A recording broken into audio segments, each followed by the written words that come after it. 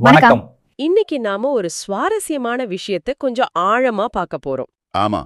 அரசியல், ஊடகம், அப்புறம் வியாபாரம். ம் இது மூணுக்கு உள்ள ஒரு தொடர்பு. ஒரு அரசியல் தலைவரோட பிரபலம் ஒரு பெரிய மீடியா கம்பெனியோட கோடிக்கணக்கான ரூபாய் லாப நஷ்டத்தையே தீர்மானிக்க முடியுமா? இதுதான் இன்னைக்கு நாம அலச போற முக்கியமான கேள்வி.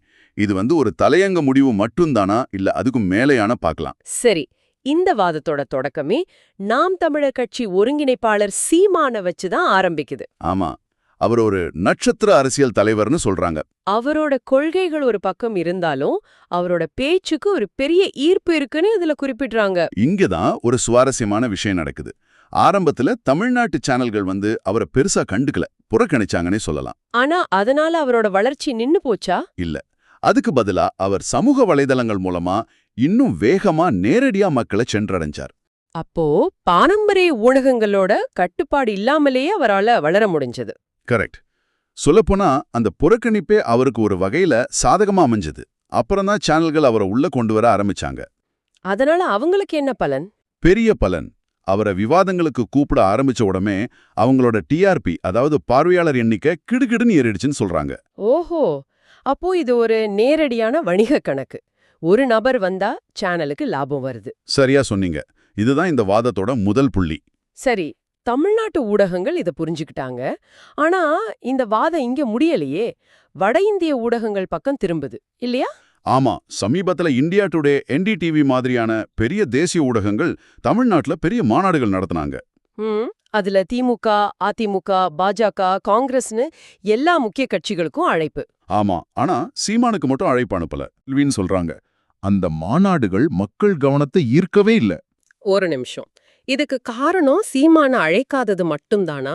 வேற காரணங்கள் இருக்காதா? மார்க்கெட்டிங் சரியில்லாம இருந்திருக்கலாம். நல்ல கேள்வி. ஆனா இந்த வாதம் என்ன சொல்லுதுன்னா, அங்க வேலை செய்யற தமிழர்களே புலம்புறாங்களாம். ஐயோ, சீமான கூப்பிட்டிருந்தா நிகழ்ச்சி உலகளவுல ட்ரெண்ட் ஆகியிருக்குமே, நம்ம டிஆர்பி எங்கேயோ போயிருக்குமேன்னு. அப்போ அவங்க பார்வையில இது ஒரு உள்ளடக்க தோல்வி. ஒரு கிரவுட் புல்லர மிஸ் பண்ணிட்டாங்க. மிகச்சரியா சொன்னீங்க. கோடிக்கணக்கான பார்வையாளர்களை ஈர்க்கக்கூடிய ஒரு நபரை புறக்கணிச்சதால வந்த நேரடி நஷ்டம் இதுன்னு அவங்க வாதிடுறாங்க. அப்போ இதுல இருந்து நம்ம எடுத்துக்க வேண்டிய விஷயம் என்ன? ஒரு அரசியல்வாதிய புறக்கணிக்கிற முடிவுங்கிறது இனிமே பத்திரிகை சுதந்திரம் சார்ந்த விஷயம் மட்டும் இல்ல. நிச்சயமா இல்ல. அது அந்த நிறுவனத்தோட பங்குச் சந்தை மதிப்பை பாதிக்கக்கூடிய ஒரு நேரடியான பக்கா வணிக முடிவு. இது தென்னிந்திய ஊடகமா இருந்தாலும் சரி, வட இந்திய ஊடகமா இருந்தாலும் சரி, ரெண்டுக்குமே பொருந்தும். ஆமா. பார்வையாளர்களின் கவனம்தான் இப்போதைய கரன்சி. அந்த கவனத்தை யார் ஈர்க்கிறாங்களோ அவங்களை எந்த ஊடகமும் புறக்கணிக்கிறது வணிக ரீதியா தற்கொலைக்கு சமம்ங்கிறது தான் இந்த பார்வை நமக்கு தரும் இறுதி செய்தி. ஆக இந்த முழு விவாதமும் ஒரு முக்கியமான கேள்வியோட நம்ம விட்டுட்டு போகுது. ஆமா.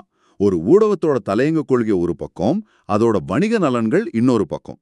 இது ரெண்டும் மோதும்போது எது ஜெயிக்கும்? நீங்க யோசிச்சு பார்க்கலாம். ஒரு அரசியல் பிரபலம் ஒரு ஊடகம் புறக்கணிக்கவே முடியாத அளவுக்கு ஒரு தவிர்க்க முடியாத வணிக சக்தியா மாறுற அந்த புள்ளி எதுவா இருக்கும்?